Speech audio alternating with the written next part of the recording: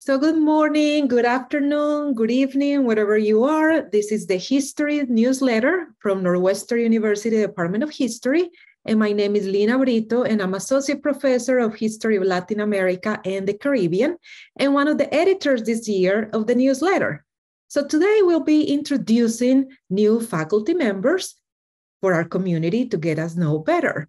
And it's my pleasure to welcome Professor Kathleen Belew, Associate Professor of U.S. History, who is going to share with us a little bit of her trajectory, her past and current work, and her teaching philosophy. So welcome, Professor Belew. How are you today? I'm great. Thank you for having me. All right. So tell us a little bit about yourself. Where were you born and raised? Where did you attend college? How did you discover your vocation for history? So I fell into history sideways. I'm from the suburbs of Denver, Colorado, where I grew up. And then I went to the University of Washington in Seattle for my undergraduate degree. And I went through a number of majors. I was a drama major, a journalism major, an anthropology major. And I finally settled on something called comparative history of ideas, which was wonderful for me. It was story-oriented and kind of question-driven. It let me study abroad a lot, and it let me do a very complicated and possibly too complicated senior thesis, which was an oral history of my mother's family, where she grew up sharecropping in rural Tennessee. And after that, I wanted to continue writing longer stories. And I ended up pursuing an American Studies degree at Yale for graduate school in order to do that. And then my work became very historical and archival, and I sort of became a historian through the process of pursuing stories. Nice. Wow, I didn't know that. That sounds phenomenal.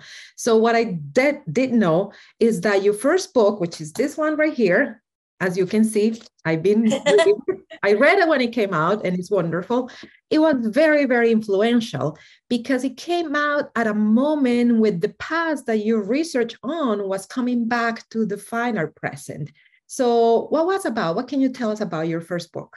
So Bring the War Home is the history of the white power movement, which brought together Klansmen, skinheads, neo-Nazis, militiamen, and other extremist groups in the late 1970s around a shared story about the Vietnam War. And that story, as I document in the book, militarized these groups, focused their hostility on the federal government, and ended up provoking them to declare war on the government and other enemies, including Jewish people and people of color, and to amass as a paramilitary underground. Now, that book covers the late 1970s through the Oklahoma City bombing in 1995, but it was in copy edit, so almost finished, when the Unite the Right rally happened in Charlottesville in 2017. And so just after it came out in 2018, it became, it sort of had a new life as an urgent work of public history.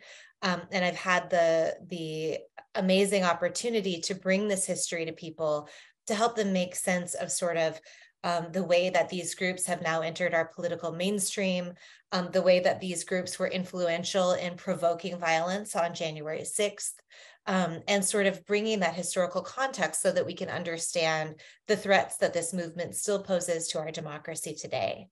Mm-hmm.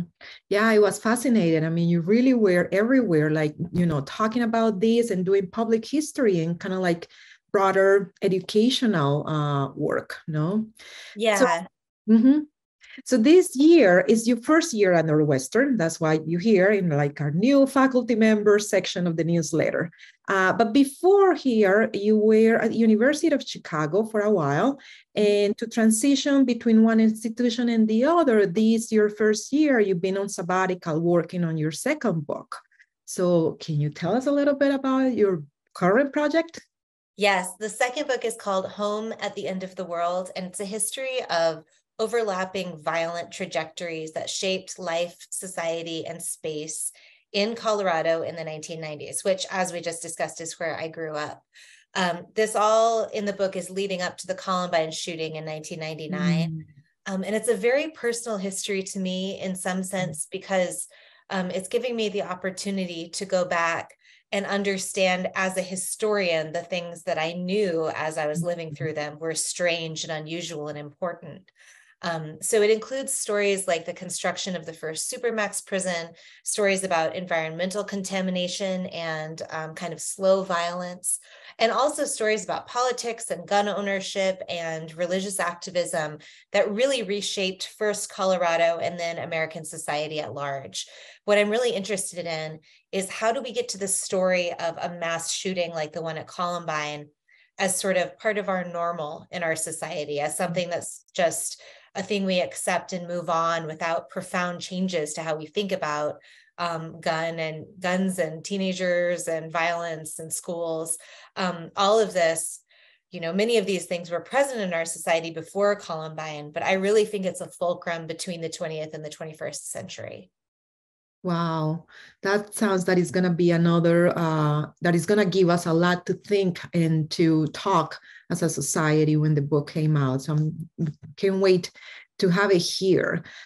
So you're always doing, very relevant scholarship and research on issues from the past, but that is still like with us today, and you're always connecting past and present. So I wonder, how do you translate that particular style and methodology of your work into teaching?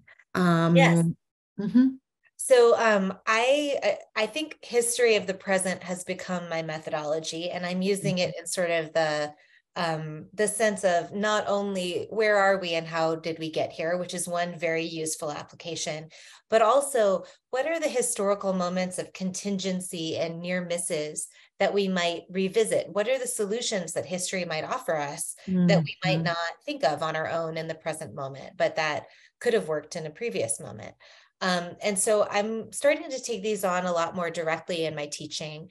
This fall, I will be offering with Lauren Stokes a History of the Present course, which is a big lecture course, perfect for non-majors, perfect for majors. Bring your friends, bring your questions.